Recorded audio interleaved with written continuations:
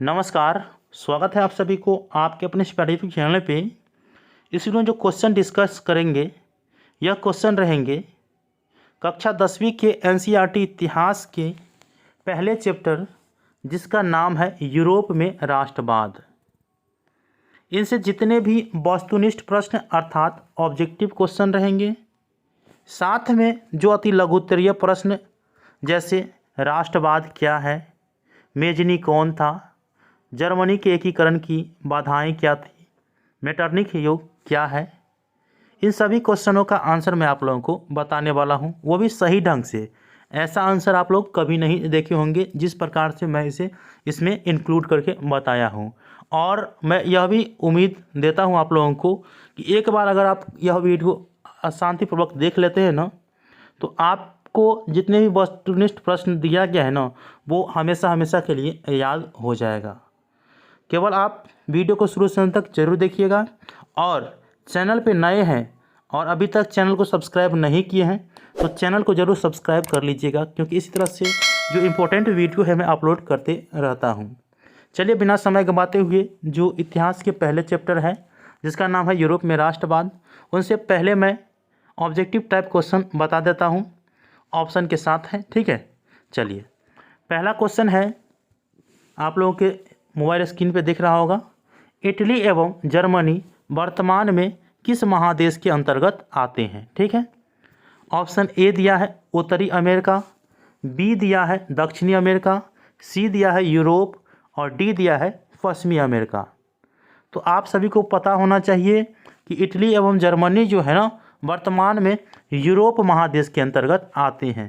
तो इसका सही आंसर ऑप्शन सी हो जाएगा। ठीक, दूसरा क्वेश्चन है, फ्रांस में किस शासक वंश की पुनर्स्थापना वियना कांग्रेस द्वारा की गई थी? ऑप्शन आप लोग देख सकते हैं, हैब्सबर्ग, इसके बाद है बी में ऑर्लिया वंश, सी में है बुर्बो वंश और डी में है जारशाही। आप सभी को याद रहना चाहिए कि फ्रांस में जो शासक वंश की पुनर्स्थापना की गई थी उसका नाम था बुर्बो वंश। तो ऑप्शन सी इसका सही आंसर हो जाएगा। ठीक, इसके बाद तीसरा क्वेश्चन जो कि सभी को याद रहता है कि मेजनी का संबंध किस संगठन से था? ऑप्शन ए दिया है लाल सेना से, बी दिया है कार्बोनरी से, सी दिया है फिलिक हेटारिया से और डी दिया है डायट। देखिए मेजनी का संबंध जो था ना, वो कार्बोनरी संगठन से था। मेजनी एक क्या था? मुख्यतः एक साहित्यकार था और गणतांत्रिक विचारधाराओं का समर्थक भी था और ये राजनीतिक में भी इंटरेस्ट रखते थे। तो ये चोरी छुपके एक तरह से यह अलग से कार्बोनरी संगठन का ये जो है ना संबंध रखता था कार्बोनरी संगठन से। चलिए इसके बाद चौथा क्वेश्चन है, इटली एवं जर्मनी के एकीकरण के विरुद्ध निम्न में कौन था? यहाँ पे क्लियर होगा। ठीक है, ऑप्शन ए है इंग्लैंड, बी है रूस, सी है ऑस्ट्रिया, डी है प्रसा। इटली एवं जर्मनी के एकीकरण के जो विरोधी था ना, अर्थात विरुद्ध था, वो ऑस्ट्रिया था। ये इटली एवं जर्मनी के एकीकरण कभी होने नहीं देना चाहता था, तो इसीलिए इस क्वेश्चन का आंसर हो जाएगा option C Austria.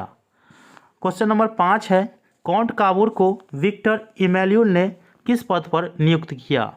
Option A है सेनापति, बी है फ्रांस में राजदूत, सी है प्रधानमंत्री, डी है गृह मंत्री। तो देखिए काउंट काबूर को विक्टर इमैनुएल ने प्रधानमंत्री पद पर नियुक्त किया, तो ऑप्शन सी इसका सही आंसर हो जाएगा। इसके बाद है क्वेश्चन नंबर 6, गैरिबाल्डी पेशे से क्या था? ऑप्शन ए है सिपाही, बी है किसान, सी है जमींदार, डी है नाविक। ये क्वेश्चन अधिक बार पूछे जाते हैं। तो गैरिबाल्डी पेशे से एक नाविक था। ठीक है, और यह जो है कराटे और ये युद्ध के जो नीतियां हैं, अर्थात युद्ध कैसे लड़ा जाए, ये सब बहुत अच्छे से सिखाते थे। तो ये जो सिखाया लाल कुर्ती का संगठन है, लाल कुर्ती का गठन किसने किया था? तो ये गैरिबाल्डी ही था। ठीक है, चलिए इसके बाद क्वेश्चन नंबर 7 है, जर्मन राइन राज का निर्माण किसने किया था? ये क्वेश्चन आप लोग याद रखेंगे। ऑप्शन ए है लुई 18वां, बी है नेपोलियन बोनापार्ट, सी है नेपोलियन तृतीय और डी है बिस्मार्क। देखिए जर्मन राइन राज का निर्माण नेपोलियन बोनापार्ट किया था। ऑप्शन बी इसका सही आंसर याद रखना है। इसके बाद अगला क्वेश्चन है, जालबेरिन एक संस्था थी। जालबेरिन एक संस्था थी। ऑप्शन ए दिया है क्रांतिकारियों की, बी है व्यापारियों की, सी है विद्वानों की और डी है पादरी सामंतों की। तो जालबेरिन एक व्यापारियों की संस्था थी, ठीक है। तो ऑप्शन बी इसका सही आंसर याद रखना है। इसके बाद क्वेश्चन नंबर 9 है, रक्त एवं लौह की नीति का अवलंबन किसने किया था। देखिए ये वीवीआई क्वेश्चन है, ये बोर्ड एग्जाम में अधिक बार पूछे ही जाते हैं। तो यहाँ पे है ऑप्शन ए मेजनी, बी है हिटलर, सी है बिस्मार्क, डी है विलियम वन अर्थात विलियम प्रथम। तो रक्त एवं लौह की नीति का जो अवलंबन किया था वो बिस्मार्क किया था। तो ऑप्शन सी इसका सही आंसर हो जाएगा। इसके बाद क्वेश्चन नंबर 10 है, फ्रैंकफर्ट की संधि कब हुई। तो दोस्तों फ्रैंकफर्ट की संधि 1871 ईस्वी में हुआ था। ऑप्शन डी इसका सही आंसर हो जाएगा। इसके बाद है 11 नंबर क्वेश्चन, यूरोप वासियों के लिए किस देश का साहित्य एवं ज्ञान विज्ञान प्रेरणा स्रोत रहा। ऑप्शन ए है जर्मनी, बी है यूनान, सी है तुर्की और डी है इंग्लैंड। देखिए यूरोप वासियों के लिए यूनान देश का साहित्य एवं ज्ञान विज्ञान जो था वो प्रेरणा स्रोत रहा। ऑप्शन बी इसका सही आंसर रहेगा यूनान। इसके बाद 12 नंबर क्वेश्चन है, 1829 ईस्वी की एड्रियानोपोल की संधि किस देश के साथ हुई। ऑप्शन ए है तुर्की, बी है यूनान, सी है हंगरी और डी है पोलैंड। देखिए 1829 ईस्वी के जो एड्रियानोपोल की संधि थी वो तुर्की के साथ हुई थी। तो ऑप्शन ए इसका सही आंसर हो जाएगा। इसके बाद जो मोस्ट इम्पोर्टेंट क्वेश्चन है, जो पॉइंट वाइज मैंने डिस्कस किए हैं 3-4, वो मैं आप लोगों को दिखा देता हूँ। सबसे पहले आप लोगों को याद रखना है, पूछता है कि हंगरी की राजधानी कहाँ है। तो हंगरी की राजधानी बुडापेस्ट याद रखना है, ठीक। इसके बाद सेडोवा का युद्ध किन दो देशों के बीच हुआ था। तो सेडोवा का युद्ध जो है ऑस्ट्रिया और प्रसा के बीच हुआ था, ठीक। इसके बाद पूछता है मेटरनिक युग क्या है। ये सब्जेक्टिव टाइप भी कुछ पूछता है, पहले मैं ऑब्जेक्टिव टाइप यहाँ पे बता दे रहा हूँ ताकि आप लोगों को याद रहे। देखिए मेटरनिक युग 1815 से 1848 ईस्वी तक के समय को कहा जाता है, ये आप लोग याद रखेंगे, ठीक। चलिए इसके बाद जो है अगला 16 नंबर है जो कि पॉइंट वाइज है, मेटरनिक का पतन कब हुआ। तो मेटरनिक का पतन 1848 ईस्वी में हुआ और 1815 से 1848 तक के युग को ही मेटरनिक युग कहा गया है। तो ये चीज़ आप लोग याद रखेंगे।